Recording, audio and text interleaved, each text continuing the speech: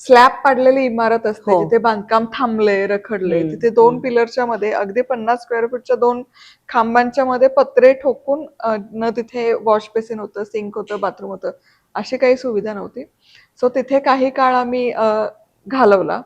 त्यामुळे जेव्हा मला असं वाटतं ना, खिसा रिकामा असतो ना, तेव्हा एकच स्वप्न असतं, आहे ते परिस्थिती बदलायची. बरोबर. त्याच्यातून पुढे जायचं, मार्ग काढत राहायचं, मार्ग काढत राहायचं.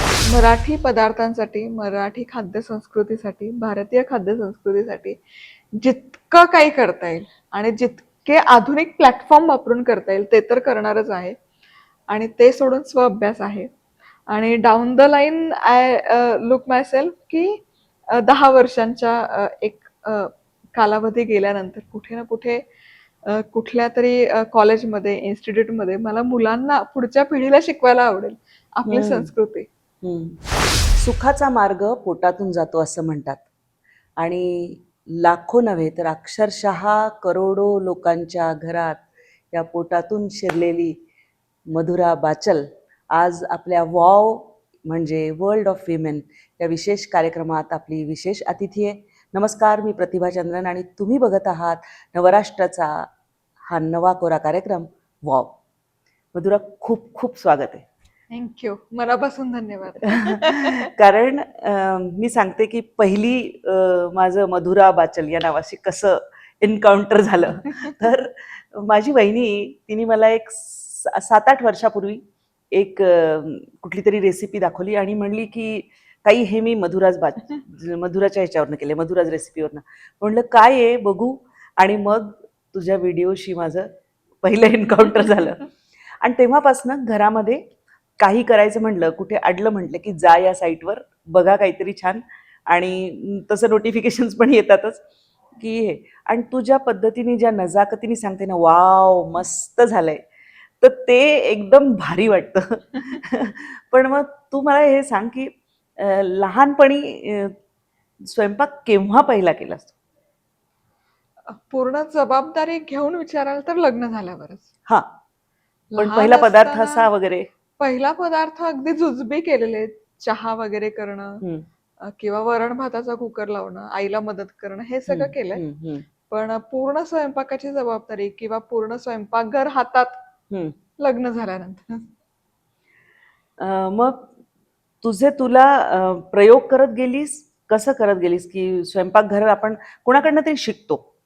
मी माझ्या आजूबाजूला मी म्हणते अशी मातृमंडल होतं. कारण म्हणजे माझी आई, माझ्या आत्या, माझ्या 4 माम्या, आणि मी प्रत्येकीकडे बघून काहीतरी हे शिक ते शिक. तसं तुझं काय झालं? अगदी सेम. ओके. म्हणजे आजोळी म्हणजे आईच्या माहेरी एकत्र कुटुंब पद्धती, आणि एकत्र कुटुंब पद्धती असल्यामुळे कामाचं विभागणी झालेली असते. तर मोठी आजी मग तिचा हातखंडा सणासुदीचे कुलाचाराचे सगळे पदार्थ करायचे. बरोबर. त्या काळी स्वतंत्र खोली असायची, ते छान करेक्ट. निगुतीने बसून ते सोवळं वगैरे घालून ते करणं. त्या अलवार पुरणपोळ्या, करंजा, हे सगळं निगुतीने बघत मी लहानाची मोठी झाले. मधली आजी तिचं हातखंडा म्हणजे रोजचे पदार्थ. एक आजी आहे ती म्हणजे वाळवणाचे पदार्थ करणार. वाळवणाचे पदार्थ वर्षभराचे साठवणीचे पदार्थ. त्यामध्ये आत्तासारखं नाही एवढ्या एवढ्याशा बरणीत. खरंय. एवढ्या एवढ्या चिनी मातीच्या बरण्या, 5-5 किलोची लोणची, मुरंबे, मोरावळे, हे सगळं बघत लहानाची मोठी झाले. त्यामुळे मी असं म्हणेल की आणि त्यानंतर माम्या आल्या, मावश्या आल्या, त्याही एक से एक सगळ्या सुगरणी. त्यामुळे कुठे ना कुठे बाळकडू रुजत गेलं लहानपणापासून. आवड निर्माण होत गेली, बाळकडू रुजत गेलं. आणि मग ते बघत बघत बघत लहानाची मोठी झाले. त्यामुळे ते कुठे ना कुठे लग्न झाल्यानंतर कामी आलं, उपयोगी आलं. मग मी तुझा एक व्हिडिओ बघत होते आणि म्हणलं 50 स्क्वेअर फीटची खोली आणि तो एक कठीण काळ. म्हणजे ना, प्रत्येकाच्या आयुष्यात वेगळ्या वेगळ्या पद्धतीचा संघर्ष येतोच. तेव्हा तू काय स्वप्न बघायचीस? खूप लहान होते मी तेव्हा. म्हणजे मला असं वाटतं की एक 10वीचं वर्ष होतं. तेव्हा 100 स्क्वेअर फूटच्या घरात राहतो आणि तेव्हा जी स्वप्न बघतो म्हणजे वन रूम असेल तर वन रूम किचनमध्ये. बरोबर. पण काही परिस्थिती अशी उद्भवली, निर्माण झाली की आहे त्या घरातून पण आम्ही आहे त्या अगदी म्हणजे घरातून सामान फेकून दिलं अशीच आमची अवस्था होती. मग तिथून पुढचं ट्रान्झिशन म्हणजे मग जे स्लॅब पाडलेली इमारत असते, हो. जिथे बांधकाम थांबलंय, रखडलंय, हम्म, तिथे 2 हम्म, पिलरच्या मध्ये अगदी 50 स्क्वेअर फूटच्या 2 खांबांच्या मध्ये पत्रे ठोकून न तिथे वॉश बेसिन होतं, सिंक होतं, बाथरूम होतं, अशी काही सुविधा नव्हती. सो तिथे काही काळ आम्ही घालवला. त्यामुळे जेव्हा मला असं वाटतं ना, खिसा रिकामा असतो ना, हम्म. तेव्हा एकच स्वप्न असतं, आहे ते परिस्थिती बदलायची. बरोबर. त्याच्यातून पुढे जायचं, मार्ग हम्म, काढत राहायचं, हम्म, मार्ग काढत हम्म, राहायचं. हम्म. त्यामुळे तेव्हा स्वप्न हेच होतं, की आत्ता आहे त्या परिस्थितीत मी उत्तम काय करू शकते. फ्युचर म्हणजे भविष्यात काय करणार त्यापेक्षा आहे त्या परिस्थितीत त्यातून बाहेर पडण्यासाठी किंवा घरच्यांना मदतीसाठी काय करू शकते हे एक विचार होता. आणि मग म्हणून मग मी 12वीची परीक्षा झाली आणि मग दुसऱ्या दिवसापासून जॉब करायला सुरुवात केली. हम्म. सकाळी 7 ते 9 कॉलेज असायचं. पुढचे 2 तास करता येत नव्हते कारण 9 ते 6 ची जॉबची वेळ होती. हम्म. आणि आणि तेव्हा जॉब काय होता तू? पुण्यामध्ये ना पर्वती पायथ्याला हो. ढमढेरे गॅस एजन्सी आहे. बरोबर. हो, बऱ्यापैकी हो, हो. माहिती माहितीये, असेल माहितीये. सगळ्यांना. हो. सो तिथे मी असिस्टंट म्हणून काम करायचे, क्लेरिकल काम म्हणजे हम्म. सिलेंडरचे बुकिंग घ्यायचे, हम्म. डिलिव्हरीज करायच्या, हम्म. स्टॉक चेक करायचं आणि भरपूर कॅशमध्ये भरपूर खेळली अशी मी. लक्ष्मी अगदी बघायला मिळायची. पण त्यातली खिशात किती यायची तो वेगळा भाग. तोही अगदी हं. अ, लहान होते त्यामुळे फार काही असं म्हणजे कळत होतं असं नाही. हं. आपण म्हणजे अनुभवातूनच शिकतो असं सांगेल. तर एक घटना घडली होती, की माझ्या जे सहकारी मैत्रिणी होत्या त्यातली एक मैत्रीण सुट्टीवर होती आणि आणखी एक होते तेही सुट्टीवर होते. त्यामुळे ती सगळी धुरा माझ्यावर आली होती हं. अ, करायची. मग ते हिशोब ठेवायची, टॅली करायचं हे सगळं. माझा पगार तेव्हा ₹1000 होता फुल टाईम जॉबचा. तर आणि वर्ष कुठलं आहे? हे वर्ष 99. 99. हां. येस.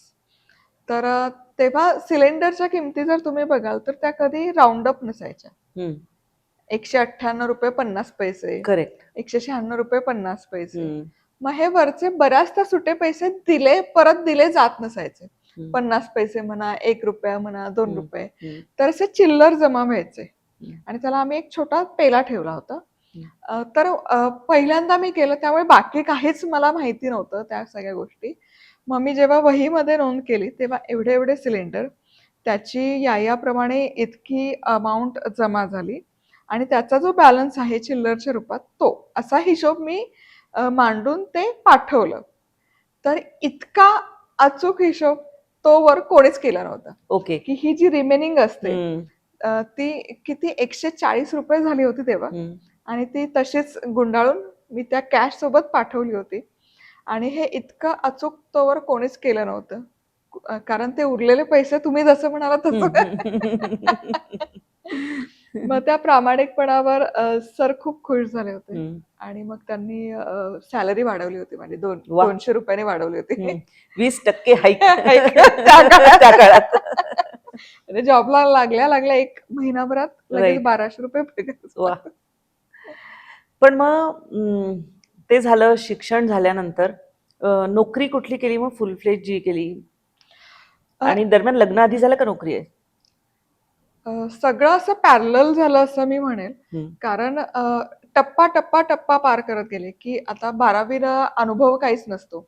त्यामुळे जे काम मिळेल ते करत गेले. पैशांची गरज होती त्यामुळे मग गेस्ट हाऊसमध्ये काम केलं. संध्याकाळच्या फावल्या वेळात मला कलेची आवड आहे. रांगोळी हं. काढायला आवडायची, मेहंदी काढायला आवडायची. हं. घरासमोरच एक सांस्कृतिक कार्यक्रमाचा हॉल होता. मग तिथून आमंत्रण द्यायचे. ₹50 एका रांगोळीचे द्यायचे आणि बरोबर. श्रीफळ.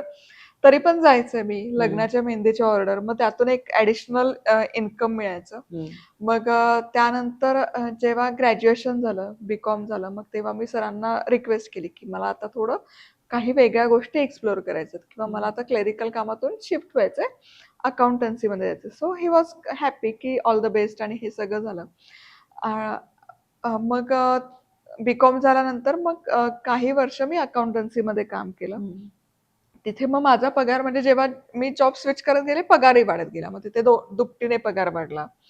मग तिथे काही वर्ष काम केलं तेव्हा आय-टी बूममध्ये होतं. होय, अगदी. आणि मग MNC मध्ये मी इंटरव्ह्यूज द्यायला सुरू केले. हम्म, तर औंध IT पार्कमध्ये ट्रू ॲडव्हान्टेज म्हणून एक कंपनी होती. हम्म, तर तिथे कॉन्टेंट रायटिंगचं काम होतं. कारण तेव्हा इंटरनेट किंवा डिजिटल इन्फॉर्मेशन फीड करायचं काम तेव्हा खूप जोरात होतं. जर तुम्ही तो बरोबर, काळ अगदी बघितला, अगदी. हो. 2004 चा हम्म, काळ बघितला, हम्म, तर कॉन्टेंट रायटिंगमध्ये मग मला काम मिळालं. तिथे मग मी काही वर्ष काम केलं. लग्न झालं आणि लग्न झाल्यावर 6 महिन्यात नवऱ्याला अपॉर्च्युनिटी आली शिकागो. On Chicago. मग ते आधी गेले, पण माझं नोटीस पिरियड आणि हे सगळं होतं. त्यामुळे मग मी थांबले. मग माझा नोटीस पिरियड पूर्ण केला. अमेरिकेत गेले. तिथे गेल्यावर कळलं की बँकेमध्ये वेकन्सी आहे. परीक्षा द्यायची आहे. मग तयारी केली. परीक्षेची तयारी केली. पॅरलली काम करण्यासाठी किंवा तिथे जॉब करण्यासाठी बाकी काय काय गोष्टी लागतात, जसं की SSN आहे. हम्म, त्याचबरोबर EAD लागतं, वर्क परमिट लागतं. तर हे सगळी प्रोसेस पॅरलली केली. परीक्षा दिली, ती पास झाले. बँकेत रुजू झाले. सो असं एक टप्पा पार होत गेला. पण ना अमेरिकेमध्ये एक आहे की म्हणजे इथून जाणाऱ्या सगळ्या ज्या भारतीय महिला आहेत, आपल्याला इथे नाही म्हटलं तरी हाऊस हेल्प असते, हे असतं, तिथे सगळं स्वतः करायचं. तर तो एक वेगळाच संघर्ष असतो नाही का? म्हणजे अगदी. म्हणजे नोकरी करा, झाडू पण लावा, स्वयंपाक करा, भांडी घासा, सगळं करा. आणि त्याच्यातनं पुन्हा व्हिडिओसाठी वेळ काढा. पहिल्यांदा व्हिडिओ कधी डोक्यात आला तुझ्या? अ, नवरा प्रचंड बिझी, कारण हम्म, तेव्हा IT फील्ड फार बूममध्ये होतं. हो. तो काळ 2006चा काळ जर हम्म, तुम्ही बघाल तर IT एकदम बूममध्ये. राईट. त्यामुळे नवरा प्रचंड बिझी असायचा. सकाळी 7-7:30ला घर सोडलं की रात्री 10:30-11 किंवा कधी-कधी ऑफिसमध्येही राहावं लागायचं. हम्म, इतकं बिझी असायचं ते. मग आता मी जॉब करत होते, तरी जॉब केला तरी दोघांचा स्वयंपाक करून भरपूर फावला वेळ मिळायचा. कारण हम्म, SBI करेक्ट. त्यामुळे सरकारी SBI मध्ये कामाला होते, त्यामुळे 9 ते 6 आणि 6:30 पर्यंत घरी. 1 तासाभरात स्वयंपाक, पण उरलेला वेळ मिळायचा. मग तो वेळ काय करायचा? आधीचा अनुभव गाठीशी होता. कंटेंट रायटिंग म्हणून काम हम्म, केलं होतं. त्यामुळे इंटरनेट कसं भरायचं हे मला माहिती माहिती होतं. होतं. हा. मग Google वर रेसिपी सर्च करायचे, मराठी पदार्थ. तर एकही मराठी पदार्थ नव्हता हम्म, Googleवर. मग हम्म, ब्लॉग राहायला सुरुवात केली. ब्लॉग स्पॉट सुरू केलं. हम्म, मग घरी जे आमच्या खाण्यासाठी जे करेल, भरलं वांगं आहे, पिठलं भाकरी आहे, कधी वरणफळं केलं, त्याचे फोटो काढायचे. जितकं शक्य असेल तितक्या मोडक्या-तेवढक्या इंग्रजीमध्ये माहिती लिहायची हम्म, आणि ती ब्लॉग स्पॉटवर पोस्ट करायची. असं सलग 2 वर्ष केलं. हम्म, 2007 हम्म, ते 2008 असं. मग तेव्हा YouTube सुरू झालं. अगदी म्हणजे सुरू झालं. हो, Googleने नवीन. YouTube घेतलं. आणि तेव्हा YouTubeमध्ये 2च जॉनरे होते. एक हम्म, म्युझिकमध्ये टी हम्म, सीरीज आणि फूड कंटेंट क्रिएटर. हम्म, फूड कंटेंट क्रिएटर तिघे जणच होते. बर. साऊथ इंडिया, पंजाब आणि गुजरात. ते हम्म, आपापलं स्टेट रिप्रेझेंट करायचं. हम्म, आणि मग मराठी पदार्थ अगेन YouTubeवर सर्च केले. पुरणपोळी आहे, ठेचा आहे, हम्म, पन्ह आहे. हम्म, एकही पदार्थ नव्हता. मग तिथून प्रेरणा घेऊन की नाही, आपले मराठमोळे पदार्थ जसे Google म्हणजे ब्लॉगस्पॉटला आपण टाकतो, हो. तसेच ते हे व्हिडिओ स्ट्रीमिंग प्लॅटफॉर्मला देखील आलेच पाहिजे. हम्म, त्या हेतूने. आणि तेव्हा मी मॅटर्निटी लिव्हवर होते. मनस्वी हम्म, नुकतीच झाली होती. हम्म, तो वेळ माझ्या हाताशी होता. मग माझ्याकडे आणि त्याच्या आधी जवळपास 10 वर्ष मी नोकरी केली होती. होय. त्यामुळे 9 to 6 जॉब जे आपण म्हणतो, त्याचा हम्म, संघर्ष, तो स्ट्रगल सगळा माहिती होत्या. हम्म, त्यामुळे कुठे ना कुठे माइंडसेट असं झालं होतं, की आता थोडा वेळ किंवा थोडा ब्रेक घ्यावा आणि काहीतरी नवीन एक्सप्लोरही करावं. म्हणून मग YouTube सुरू केलं. पण अगेन म्हणजे तो काळ जर बघितला हम्म. 2009, 2008, तर पोहता येत नाही पण पाण्यात उडी उडी मारली. मारली. कारण आत्ता हे आहे, की आपण प्रत्येक प्लॅटफॉर्मचे कॅटेगरी पण केली आहे. हो, हो, इन्फ्लुएन्सर, हो. शॉर्ट व्हिडिओचे इन्फ्लुएन्सर किंवा हम्म, लिपसिंग करतात ते इन्फ्लुएन्सर, कंटेंट क्रिएटर, हम्म, ब्लॉग रायटर. तेव्हा हे काहीच नव्हतं. क्रिएटर इकॉनॉमी नव्हती, क्रिएटर इकोसिस्टम नव्हतं, काही करेक्ट. नव्हतं, ना मॉनिटायझेशन होतं. राईट. प्लॅटफॉर्म 2च होते, YouTube आणि Facebook. हम्म, पण करायचं म्हटलं. आता जर जेव्हा तुमच्या हातात म्हणजे मी डॉलरमध्ये फिक्स मला सॅलरी मिळत होती. हम्म, सेफ जॉब होता, सिक्युअर जॉब होता, SBI मध्ये नोकरी होती. पण ते सोडून इथे करायचं म्हटल्यावर I need to prove that. Hmm, convince करणंही बरोबर. त्याच्यासाठी आपल्याला काहीतरी करावं लागतं. मग असं नव्हतं, की चला मी आता एक व्हिडिओ टाकेल, त्याला किती कमेंट येतायत, किती व्ह्यूज येतायत, किती लाईक येतायत ते बघूयात आणि मग पुढचा टाकायचा का नाही ते बघूयात, असं नव्हतं. मग एकदा सुरू केलं, की केलं. पहिल्या 6 महिन्यातही मी 100 recipe video straight upload straight केले. केले. ते स्वतः शूट केले. स्वतः शूट करताना मग ट्रायपॉड पण मैत्रिणीकडून आणला. डे लाईट वापरले. घरात जे काही असतील टेबल लॅम्प वगैरे वगैरे ते वापरलं. बरं, आपण जे काम करतोय ते कुठेच कमीपणाचं नाही वाटलं पाहिजे. बरोबर. त्यामुळे मग ते 2 कॅमेरा शूट वाटलं पाहिजे. मग मास्टर कॅमेरा सेट करायचा, इंट्रो द्यायची, सगळं करायचं. चला आता तेल गरम झालंय, मग फोडणीत मोहरी घालूयात.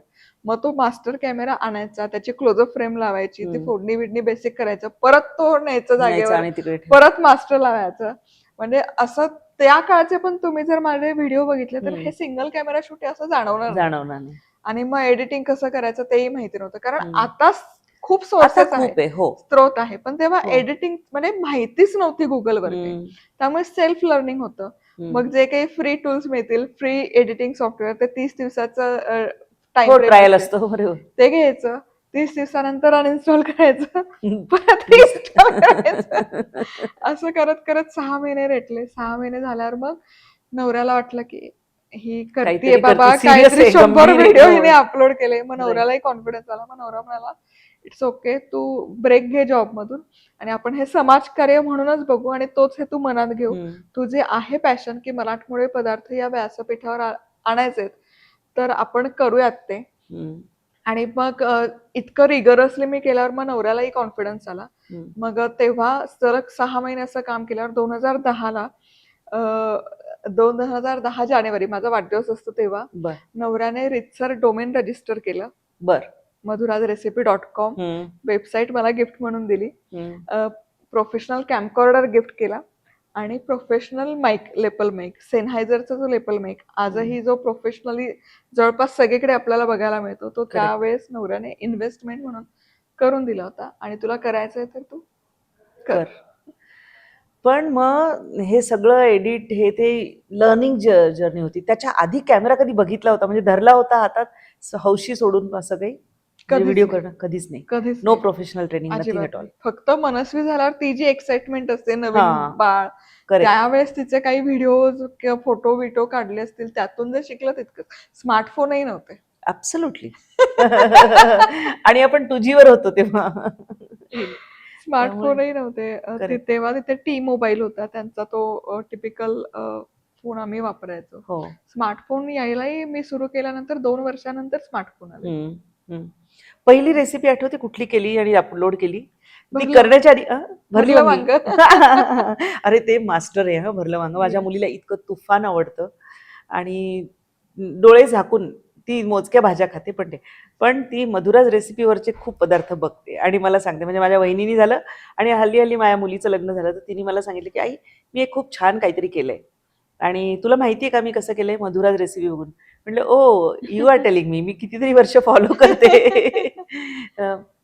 तर तेव्हा मग कमेंट्स बघायचीस का? सबस्क्रायबर पहिला कोण? आणि मग ती धाकधूक वाढायची का नंबर्स बघून? असलं काही नव्हतं. There was no competition. जे ते आपापल्या पेसनी करायचं. राईट.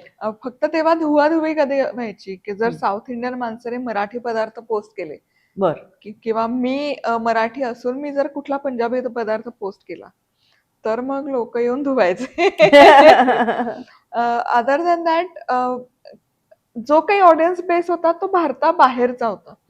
हा ट्रान्झिशन मला अनुभवायला मिळाला. म्हणजे मी फार नशिबान समजते.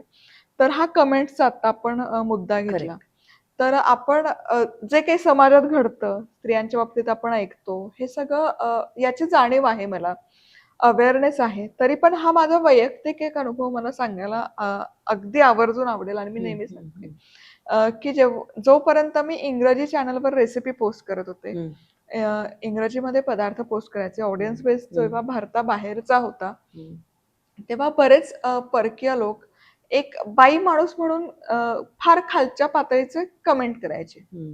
खूपच, म्हणजे त्याला काही अर्थच नाही इतकं.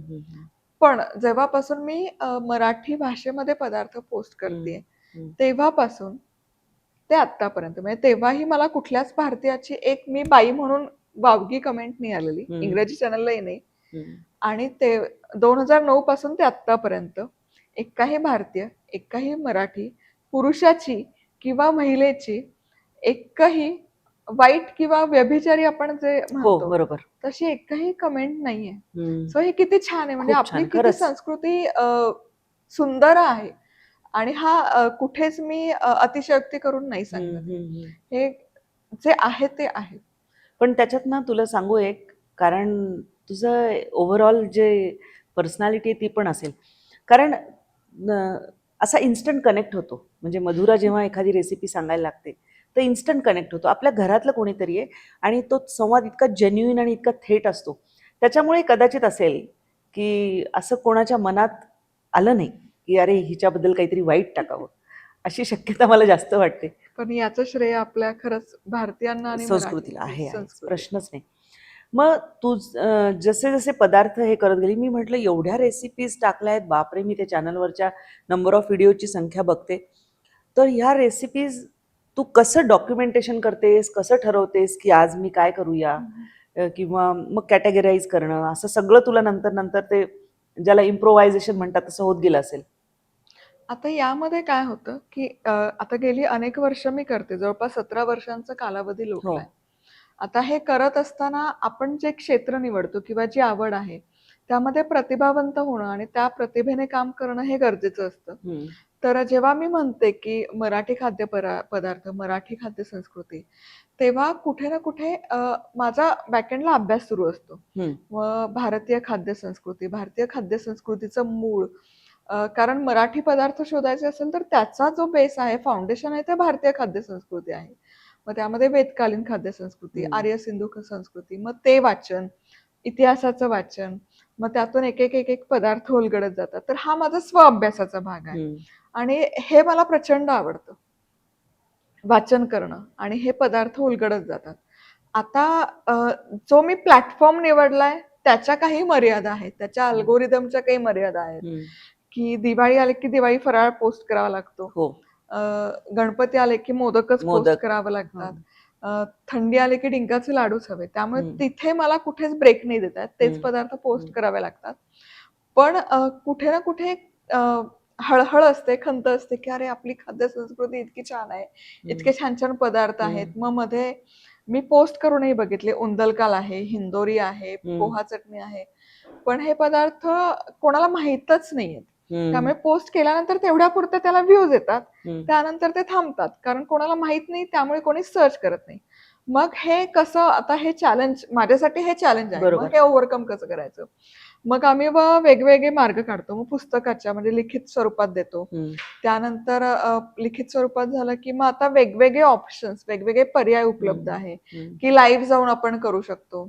1 मिनिटच्या फॉर्मॅटमध्ये करू शकतो. हम्म. सो हे सगळे ऑप्शन्स आता आम्ही एक्सप्लोर करतो आणि तिथे मग कल, त्या प्लॅटफॉर्मचा कल किंवा त्या ज्या सोयी आहेत हम्म. तिथे मग कल असतो की नाही, हे हे जे पदार्थ, ही जी आपली खाद्य संस्कृती आहे ती त्या मार्फत तरी लोकांपर्यंत पोहोचावी. हम्म. म्हणजे जो अट्टहास आहे की मराठमोळे पदार्थ, हम्म. मराठी पदार्थ म्हणजे फक्त पुरणपोळी, उकडीचा मोदक आणि मिसळपाव नाहीये. ते सोडूनही खूप आहे, खूप विस्तृत आहे. अनेक पदार्थांचं वर्णन अनेक ग्रंथांमध्ये आहे. 13व्या शतकातल्या ग्रंथांमध्ये आहे, 12व्या शतकात आहे. तसं अनेक संत साहित्यामध्ये पान वाढावं कसं, हम्म. सुगरणीने तयार कसं व्हावं, इतकं सुंदर त्याचं वर्णन आहे. हम्म. हे इतकं छान आहे, तर ते लोकांपर्यंत पोहोचावं, ते छान इफेक्टिव्हली पोहोचावं, त्यासाठी आम्ही म्हणजे काही ना काही प्लॅन करत असतो. आणि आता पीएचडी करते. क्या बात आहे. सो हे सगळं पॅरलली सुरू असतं. पीएचडीचा विषय भारतीय खाद्य संस्कृती. वंडरफुल. मी सांगते, म्हणजे तू जसं म्हणालीस ना की आजोळी आणि हे, माझ्या घरी आजोळी आम्ही म्हणायचो पेशव्यांच्या पंक्तीसारख्या आमच्याकडे पंक्ती, कुलधर्म कुलाचार प्रचंड. अगदी. आणि मग आपलं पान वाढायचं, आता वाढण्याचा विषय निघाला म्हणून मग लिंबू इथेच पाहिजे, ती मेथकुटाची चटणी दह्यात कालवलेली ती अशीच पाहिजे, पंचामृत आणि ते असं पान. मी लग्न होऊन गेले तमिळ घरामध्ये आणि तिकडे ते कधीच तमिळनाडूमध्ये राहिले नाही, म्हणजे तिकडची संस्कृती खूप आणली असं नाही. तर ते काही केव्हाही वाढायचे, कुठेही वाढायचे, असं चिडचिड चिडचिड व्हायला व्हायची की नाही पानाची सिस्टीम. आता शिवानी माझ्यामुळे हे झाली, तर ती म्हणते आई हे खाली वाढायचंय का वर वाढायचंय, आणि मग ते ती पद्धत. तर हे सगळं जे आपल्या संस्कृतीमध्ये आहे ते पुढे आणण्यासाठी तुझ्या ह्याच्यावरती पण बघतो आपण की खूप गोष्टी असतात. आणि मग तू पुस्तकं पण लिहायला घेतलीस. एकतर व्हिडिओ करा. किती फ्रिक्वेन्सीने व्हिडिओ करतेस? महिन्यातले एक 4-5 दिवस मी डेडिकेटेड देते. बरं. मग ते दिलं की माझं एक 1 ते 1.5 महिन्याचं कंटेंट शूट होतं. हं, मग उरलेला वेळ आहे तो वाचन, अभ्यास, बाकीचे काही प्रोजेक्ट त्याच्यासाठी देते. हं, आणि जसं आता खाद्य संस्कृती म्हणजे पान वाढण्यावर आपण हं, बोललो हं, आणि तुम्ही तमिळ म्हणजे दक्षिण भारतातलं, तर हं, तेही पूर्ण वेगळे आहे.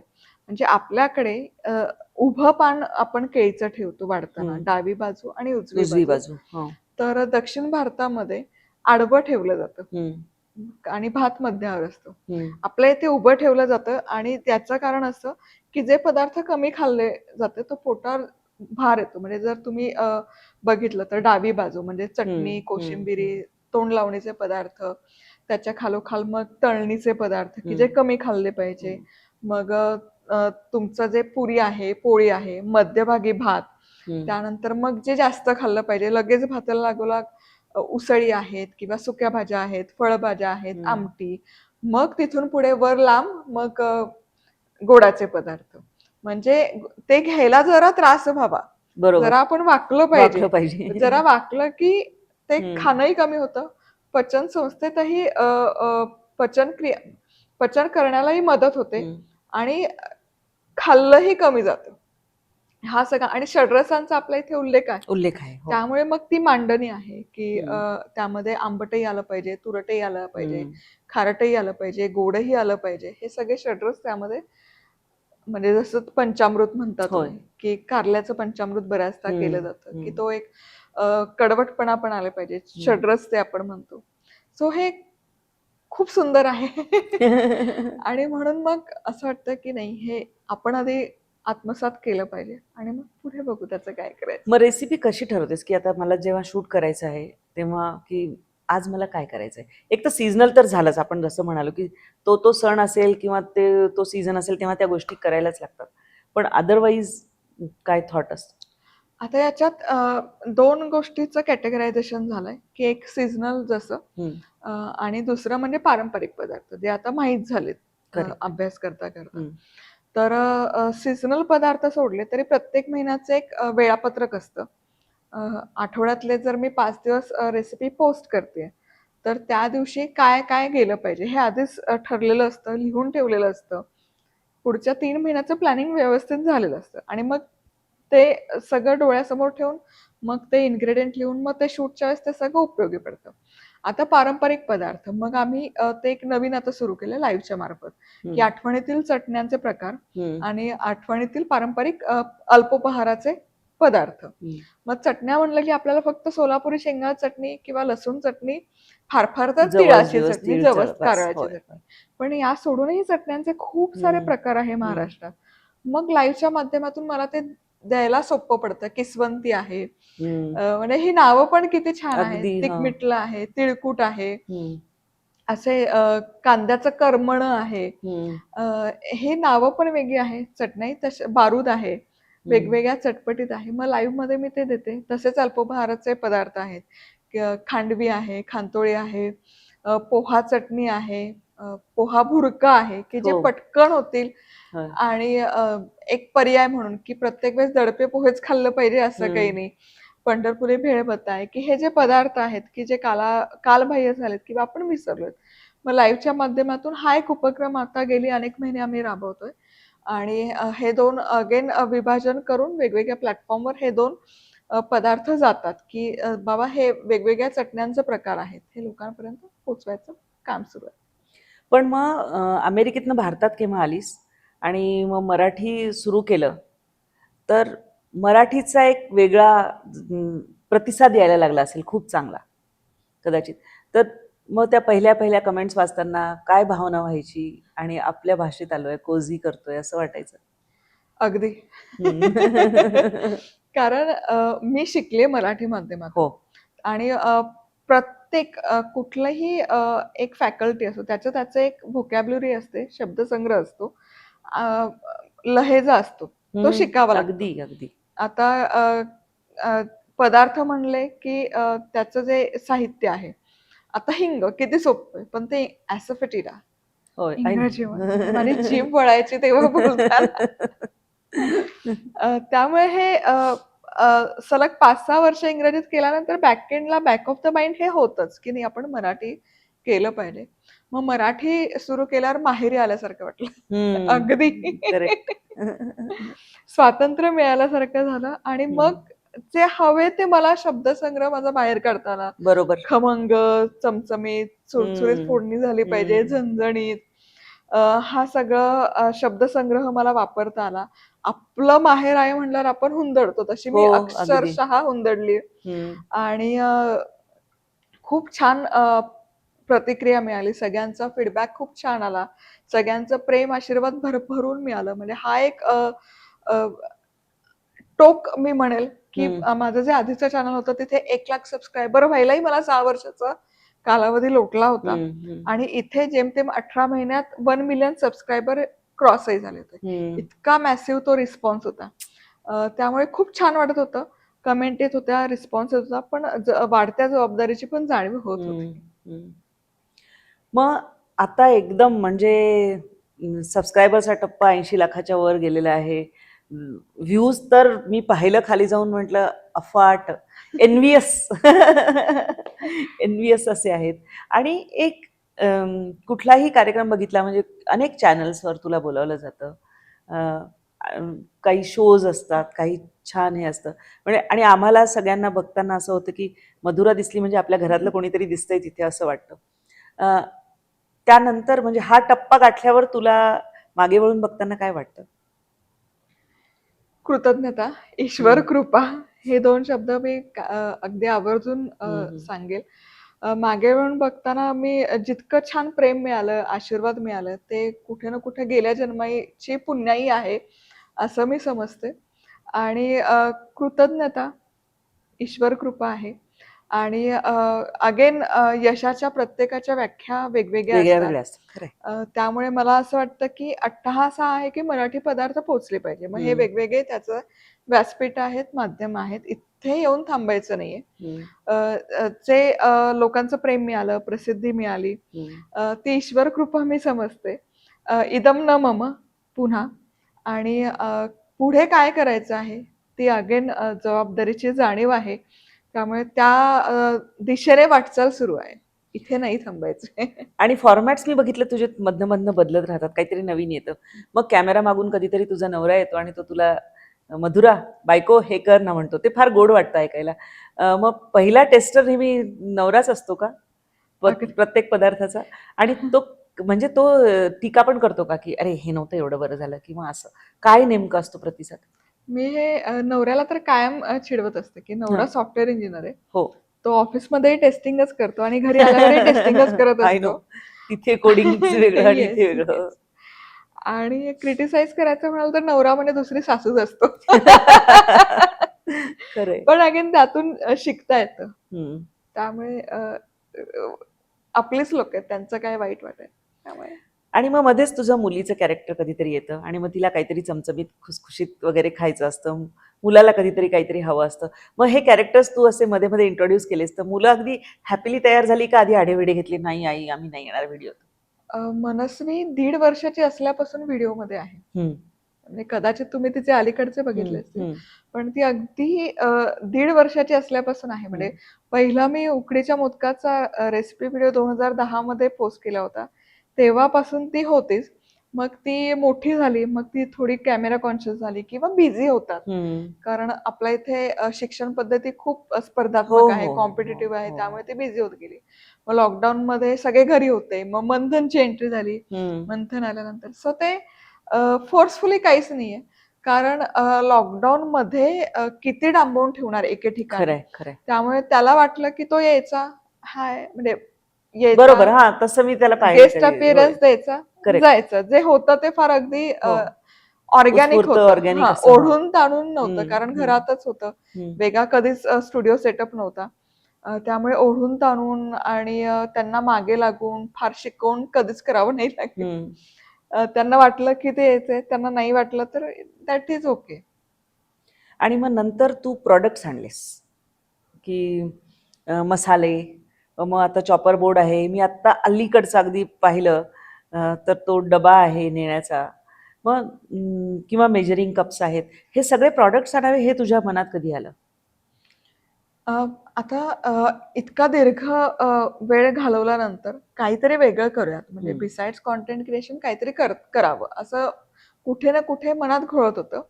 म्हणून मग 2017 मध्ये पुस्तक लिहायला घेतलं, रेसिपी बुक. पुस्तक लिहून झाल्यावर मग आम्ही प्रकाशकांकडे गेलो. पुण्यातल्या जवळपास सगळ्या नामवंत प्रकाशकांकडे हम्म. गेलो. 2017ची गोष्ट आहे आणि सगळ्यांनी नाही म्हणालं, की आता जे काही रेसिपी आहेत ते लोकं डिजिटल प्लॅटफॉर्मवरच कंटेंट कन्झ्युम करतात. त्यामुळे आम्ही रेसिपीचं बुक प्रकाशन करणं बंद केलंय. हम्म. मग असा बराच वेळ घालवल्यानंतर मग आम्ही ठरवलं, की नाही लेट्स सेल्फ पब्लिश. आपण आपलं करूयात. मग करूया. हो. 2018 मध्ये आम्ही पुस्तक प्रकाशित केलं आणि ते पुस्तक प्रकाशित केल्यानंतर पहिली आवृत्ती सेम डे गेली होती आमची. हम्म. Amazonला जवळपास 1.5 महिना ते बेस्ट सेलरच्या रँकमध्ये होतं. हम्म. आणि तेव्हापासून आतापर्यंत 12 पुस्तकं प्रकाशित झाले. प्रत्येक पुस्तक अमेझॉनच्या बेस्ट सेलर रँकमध्ये आहे. रेसिपीचं बुक आहे. हम्म. असं नाही की कुठलं अ, अ, जे वाचनात साहित्य प्रकार काही नाही, साधं रेसिपीचं पुस्तक. सो प्रत्येक पुस्तक बेस्ट सेलरमध्ये आहे सुरुवातीपासून. आणि पुस्तक पहिलं केल्यानंतर मग एक कॉन्फिडन्स आला की नाही आपण करू शकतो. मग 2017 मध्येच हैदराबादला आम्ही एका इव्हेंटमध्ये होतो, सेमिनारमध्ये होतो. मी आणि माझा बिझनेस पार्टनर असे आम्ही एकत्र होतो आणि छान सेलिब्रिटी शेफ होते, टेलिव्हिजन सेलिब्रिटी शेफ होते आणि राऊंड टेबल आमचं सुरू होतं आणि ते सांगत होते की त्यांनी त्यांचा ब्रँड बिल्ड केला आणि त्यांनी तो इंटरनॅशनली नेला. म्हणजे त्या लोकली न राहता त्यांचा मेन ब्रँड जो बिल्ड झाला तो इंटरनॅशनल झाला. मग तिथे माझ्या बिझनेस पार्टनरला ही आयडिया क्लिक झाली की जर टेलिव्हिजन सेलिब्रिटीज हे करू शकतात तर वाय नॉट डिजिटल. आणि दॅट वॉज क्रेझी कारण तेव्हा मला 2017 मध्ये 3-3.5 लाख सबस्क्रायबर असतील. असा काही बरोबर. फार मोठा सबस्क्रायबर बेस नव्हता. सो तिथे आयडिया क्लिक झाली. मग आम्ही आलो. मग त्याने 1-1.5 महिना घेतला आणि मग सगळं फायनल झाल्यावरच त्याने कॉल केला की नाही आपलं first round of investment approve झालंय आणि आपल्याला करायचंय. काय करायचं माहित नाही. फक्त आयडियाच्या बेसिसवर ते Correct. अप्रूव्ह झालं होतं. मग मी म्हणाले की नाही मला I need to be honest with what I am been doing for so many years. मी म्हटलं आपण मसाले करूयात. पण मसाले करताना मला इतर मसाला नको. आपले जे मी रोजच्या वापरात की होय. आजी करायची, हो, पणजी हो, करायची, हो. काळा मसाला, गोडा मसाला हम्म. हेच करायचे. पण आता जेव्हा फंड्स अप्रूव्ह झाले तेव्हा ती मंडळी मराठी नव्हती. त्यामुळे त्यांना हे मसालेच माहिती नव्हते. त्यामुळे ते त्यांना सांगता सांगता नाकीनऊ आलं होतं माझ्या. कारण मसाला म्हणलं की पावभाजी मसाला, सांबार मसाला, गरम मसाला हो. एवढंच एक स्टँडर्डायझेशन झालंय. त्यामुळे त्यांना तेच अपेक्षित होतं आणि मला ते नव्हतं करायचं. मला हेच मसाले करायचे होते. सो हो नाही करत करत थोडे नाराजी आणि हे याच्यात वेळ गेला. मसाले अप्रूव्ह झाले. मग आम्ही ते लॉन्च केलं. त्यांच्या अपेक्षेप्रमाणे मसाल्यांचं सिलेक्शन नव्हतं त्यामुळे थोडं नाराजी होती. रिसर्च टीमचं एस्टिमेट आलं की नाही पहिले 500 पॅकेट्स वेळेला किमान 6 महिने तरी आपल्याला वाट बघावी लागेल. मग आम्ही लॉन्च केले. तयारीत नव्हतो कारण एस्टिमेट हे आलं होतं. सेम डे 1,500 पॅकेट सेल झाले होते आणि आम्ही आउट ऑफ स्टॉक होतो. आणि फक्त आपला कांदा लसूण मसाला, गोडा मसाला आणि बेडगी मिरची पावडर 3च मसाले. आणि मग हे करायला कुठे सुरुवात केली? पुण्यातून, पुण्यातून, घरातून. राईट. आणि अजूनही माझं ऑफिस सेटअप नाहीये. राईट. घरातून सगळं अजूनही काम चालू. जे कार्यसंस्कृती आपण ज्याला हो. म्हणतो, तर प्रत्येकाचं वेगळं वेगळं असतं आवड निवड. तर जे भारतामध्ये आल्यावर पहिले काम आम्ही जे केलं ते कामाचं वर्गीकरण आणि ते द्यायला सुरुवात केली. सो सुरुवातीपासून माझा कल असाच होता की वर्क फ्रॉम होम हेच कल्चर सेटअप करायचं. सो तेव्हापासून आतापर्यंत वर्क फ्रॉम होम आहे. जे कोणी आमचे टीम आहे ते आम्ही सगळे घरनं काम करतो. यामध्ये 90% महिला आहेत माझ्यासोबत काम करणाऱ्या. एडिटर आहेत किंवा बॅकएंड जे बघतात, मॉडरेटर्स आहेत, या सगळ्या महिला आहेत. सगळ्या जणी वर्क फ्रॉम होम करतात आणि अजूनही माझं ऑफिस सेटअप नाहीये. अजूनही स्टुडिओ नाहीये. जे काही आहे ते मी घरानंच करते. घरात. हो, आणि ते इतकं छान निगुतीने लावलेलं किचन दिसतं तुझं तिथे. तर मग भांडी सुद्धा बदलत जातात. हो. कारण अगदी मी तुझे आधीचे व्हिडिओ बघते आणि आता बघते. मला बराच असा त्याच्यातनं बदल होत गेलेला दिसतो. मग ते तू वेळोवेळी कसं हे केलंस? जसं म्हणजे आता जसं मी सांगितलं की कॅमकॉर्डर पासून सुरू केलं. मग DSLR आला, मग त्याचे सेटिंग्स, DSLR मध्ये कुठले रंग बॅकग्राऊंडला छान दिसतात, हम्म. कुठले किचन स्टुडिओसाठी कुठले, मग त्याच्यावर जवळपास आमचे 3 एक्सपेरिमेंट झाले. आधी डार्क ब्राऊन कलर झाला, मग वूड कलर झाला, तोही छान खुलेना. मग नंतर आम्ही पूर्ण पांढरं शुभ्र किचन करायचं ठरवलं 2018 मध्ये. मग ते पांढरं शुभ्र किचन केल्यानंतर ते छान दिसायला लागलं DSLRच्या कलर सेटिंग मध्ये. हम्म. मग तेव्हापासून मग पांढरं शुभ्र किचन हे कन्सिस्टंट राहिलं. फक्त भांडी पुढे मागे, म्हणजे अलीकडे आता एक नवीन सेटअप मी लावलाय. मी लावलाय म्हणण्यापेक्षा गेली अनेक वर्ष मनात होता. फक्त तो होल्डवर एवढ्यासाठी होता, म्हणजे एक फार खात्रीपूर्वक मला वाटत होतं की आता आपला जो सेटअप आहे मराठी पदार्थांसाठी आपण करतोय, तर महाराष्ट्रातली प्रत्येक संस्कृतीचा पैलू त्या सेटअप मध्ये आला पाहिजे. मग जेव्हा पैलू म्हणतो आपण, तेव्हा विठू माऊली आली. होय. तर मला विकत नव्हते घ्यायचे. मला कुठे ना कुठे ठाम श्रद्धा होती. जर माऊलींना मला आशीर्वाद द्यायचा असेल ना, ते स्वतःहून माझ्या चालत घरी ये. माझ्या घरी येतील. आणि तसंच झालं. एका इव्हेंटला एकादशीच्या दिवशी मला विठू माऊली भेट म्हणून मिळाले. क्या बात आहे. आणि मग तिथून मग एक एक करत की मग पैलू म्हणजे काय, मग विठू माऊली, मग वारकरी संप्रदाय, मग वारकरी, मग जो आपलं श्लोक आहे वदनी कवळ घेता, मग तो पानावर, वस्त्र, मग पैठणी, मग आपण भूमिपात्र म्हणतो, भूपात्र, मग पाषाणयुग, पाषाणयुगात मातीची भांडी, दगडाची भांडी, मग पुढचं झालं ते ताम्र पाषाणयुग, म्हणून मग तांब्याची भांडी, तांब्याच्या भांड्यानंतर मग कास, मग पितळ, हे सगळं येत गेलं. पण म्हणून मग मातीची भांडी, तांब्याची भांडी, काही लाकडी भांडी आहेत, असं ते आहे. आणि अजून त्यावर काम सुरू आहे. पण मग आता तुझे प्रोडक्ट जे वेगळे वेगळे वेगळे आणत गेली आहेस तू, त्याला कसा प्रतिसाद आहे? आणि ते पोचवण्यासाठीचे पण, म्हणजे मी नेहमी बघत राहते की नवीन काय येते आणि बघूया काय ते. असं प्रतिसाद उदंड आहे, खूप छान प्रतिसाद आहे. लोकांना प्रॉडक्ट मेन आवडतात, त्याच्यासाठी खूप रिसर्च होतो. किमान 1 वर्षभर तरी रिसर्चसाठी जातो. टेस्टिंग होतं, भरपूर सॅम्पल्स मागवले जातात, ते ट्राय केले जातात. जेव्हा ते अप्रूव्ह होतात त्यानंतरच आम्ही विचार करतो की ते लॉन्च करायचे. त्यामुळे रिस्पॉन्स खूप छान आहे, मॅसिव्ह आहे. समाधानाची गोष्ट एक आहे की जसं मी आधी पण बोलले की आपण परकीय प्लॅटफॉर्मवर अवलंबून आहोत कुठे ना कुठे. म्हणून मग यावेळेस अगदी जाणीवपूर्वक ठरवलं होतं की कुठलंच ॲग्रेगेटर जॉईन नाही करायचं. म्हणून मग मधुराज रेसिपी club.com, आम्ही आमचं क्लब म्हणजे काय तर कट्टा, या अनुषंगाने आम्ही सुरू केलं की जिथे आम्ही वेगवेगळे सुरुवात प्रॉडक्ट पासून केली. ते करायला सोपं आहे, पण तिथवर नाही थांबणार.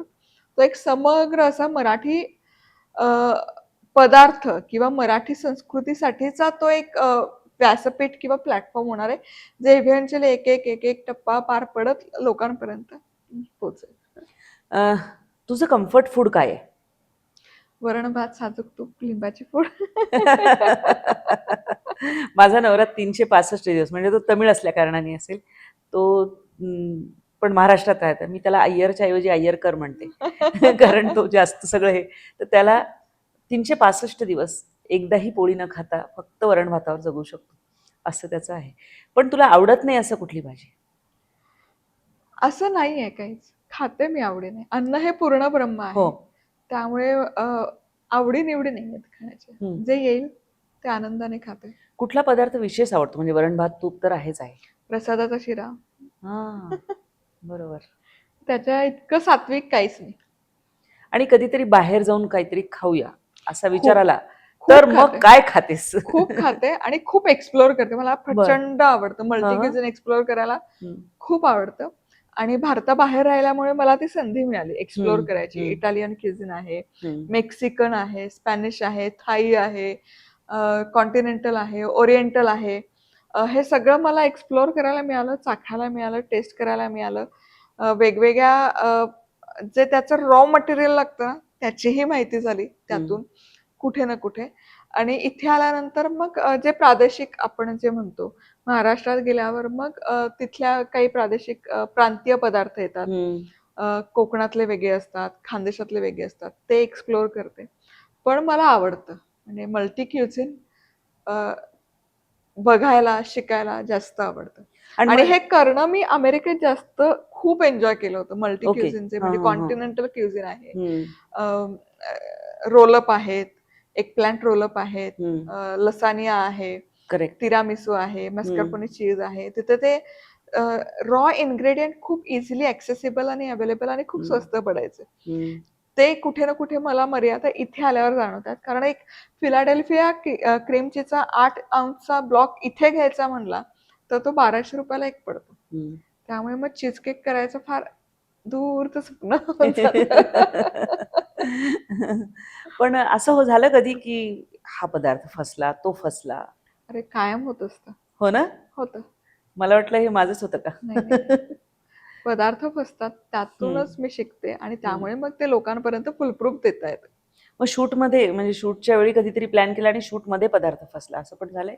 होतं, हं. होतं. स्पेसिफिकली काही स्टफिंगचे पदार्थ असतात, तर ते फुटतात, हं, सुटतात. हं. भरलेला गुलाबजाम असेल, तर तो कधी-कधी विरघळतो, एकदम हसतो असा सगळा हसतो. हो, अनारशासारखा. हो, होतं. हं. आणि मग आता पुढे तुला काय करायचंय? अ, मराठी पदार्थांसाठी, मराठी खाद्यसंस्कृतीसाठी, भारतीय खाद्यसंस्कृतीसाठी जितकं काही करता येईल आणि जितके आधुनिक प्लॅटफॉर्म वापरून करता येईल, ते तर करणारच आहे. आणि ते सोडून स्वअभ्यास आहे. आणि down the line I look my self की 10 वर्षांच्या एक कालावधी गेल्यानंतर कुठे ना कुठे कुठल्यातरी कॉलेजमध्ये, इन्स्टिट्यूटमध्ये मला मुलांना, पुढच्या पिढीला शिकवायला आवडेल आपली हं, संस्कृती. हं. आणि कधी नैराश्य येतं कधी? आणि कुठल्या गोष्टीने येतं? सेटबॅक म्हणतो किंवा असं हां. होतंच. लाईफ म्हणलं की अप्स अँड डाउन्स होतात. हं. अ, वैयक्तिक आपलं आयुष्य असतं. त्यातले खरंय. स्ट्रगल्स असतात, चॅलेंजेस असतात हं. आणि त्यातून मार्ग काढावा लागतो. म्हणजे इगो क्लॅश होतात कधी? होतात, हं. होतातच. कारण मग नेव्हिगेट कसं करायचं? एकाने स्टेप बॅक करायचं. कारण जेव्हा नवऱ्याने सुरू केलं, हं. अ, 2000 मध्ये 2002 मध्ये 1 मध्ये त्यांनी आय-टी कोर जॉइन केलं. हो. तेव्हा ते बूममध्ये होतं. करेक्ट. त्यामुळे ही सगळी लोकं पण बूममध्ये होती. होय. इगो आणि ऑल दॅट ते हां, सगळं हां, म्हणजे हां. आम्ही आमच्यासारखे आम्हीच. करेक्ट. मग तेव्हा मी शांत बसले. हां. थोडा हे फील्ड एक्सेप्ट करायला नवऱ्यालाही वेळ गेला. हं. कारण माझं मी सेट होते, जॉबमध्ये सेट होते. पण इव्हेंच्युअली तसं मराठी चॅनल सुरू केलं, त्याला रिस्पॉन्स येत गेला. मग हं. नवऱ्यालाही त्याच्यात आवड निर्माण झाली असं मी हं. म्हणेन. त्यामुळे त्यांनी आवडीने जॉइन केलं. बाकी मूळ स्वभाव माझा फार इगोइस्टिक आहे, डॉमिनेटिंग आहे असं नाही. सगळ्यांना हं. घेऊन कामं करून पुढे जायचं आहे. त्यामुळे हे सुरू झाल्यावर तितकं असे क्लॅशेस नाही आले. हां, पण डिफरन्सेस ऑफ ओपिनियन असतं. हं. नवीन प्रोजेक्ट झाला की ते असं गुडी-गुडी नसतं की. करेक्ट. असं काही नसतं. राइट. फायरवर्क. हां, असा असा पण आवाज जातो माझा. ह्याच्यावर कोणी विश्वास नाही ठेवणार. हो, जातं, होतं. आणि आईच्या भूमिकेत असतो ना, तेव्हा तर हां. ती स्केल कोणीच नाही कोणी कॅच कॅच नाही करू शकत. I know. पण मग सगळ्यात सपोर्टिव्ह कोण असतं? म्हणजे नवरा वगैरे तर आहेच आहे, प्रश्नच नाही. पण त्या व्यतिरिक्त कुटुंबामध्ये ना एक आपली मी म्हणते मला मातृमंडल आहे. अशा सगळं आजूबाजूला, की माझी आई जाऊन आता 30-31 वर्ष झाली. पण आई नाही असं नाही वाटलं. कारण खूप होतं. तुझं कोण आहे सपोर्ट? मातृमंडल सगळे आहेत. म्हणजे हो ना? आई आहेच, हं, आज्या आहेत. आज्यांचं वय झालं तरी त्या आहेत. आजे-सासू आहेत मला अजून 95 वय आहे हं, त्यांचं. हं, आणि एकत्र कुटुंब पद्धती आहे. मला सख्खी मावशी नाहीये. हं, पण मला 8 मावश्या आहेत आणि परकं असं काही नाहीये. कोणालाही हाक मारलं, माझी मामे बहीण येते. जिथे कमी तिथे आम्ही. कोणीही तयार असतं. असं कधीच नसतं, की एक सेट पॅटर्न असतो. आई असेल तर आई येते, मामी असेल तर मामी येते, मावशी असेल तर मावशी येते, कझिन असेल तर कझिन येतो, भावंड येतात. सो हाकेला कोणीही असतं आणि खूप हं. मी गेल्या जन्मीची पुण्याई समजते. इतकी छान नातेवाईक तुमच्या नशिबात येणं, तुमच्या पाठीशी कायम भक्कम उभं राहणं हम्म. ही गेल्या जन्मीची पुण्याई समजते. मधुरा, खूप मजा आली तुझ्याशी बोलताना आणि तुझं सगळं स्वप्न नेहमी पूर्ण होत राहोत आणि प्रवास असाच अजून छान छान छान हो. आत्ता ज्या टप्प्याला आहेस त्याच्यापेक्षा एक्सपोनेन्शियल ग्रोथ हो असं आपण मी खरंच तुला शुभेच्छा देते आणि धन्यवाद तू आमच्याशी बोललीस ते. थँक्यू. तुम्ही बघत होता मधुराशी मनमोकळ्या गप्पा. तिने अगदी दिल खोल के बऱ्याचशा गोष्टी आपल्याला सांगितलेल्या आहेत आणि तिचं चॅनल तुम्ही बघत असालच. मला खात्री आहे की मराठी माणसाच्या घराघरात कुठे अडलं की मधुराचं चॅनल बघितलं जातं. तर तसंच बघा, आमचा हा जो इंटरव्ह्यू आजचा झालेला आहे, मुलाखत झालेली, गप्पा झालेल्या आहेत म्हणा मोकळ्या, त्या तुम्हाला कशा वाटल्या? तुमची काय मतं आहेत ती जरूर कळवा. लाईक करा, सबस्क्राईब करायला विसरू नका. मी मधुरासह आपली रजा घेते. धन्यवाद.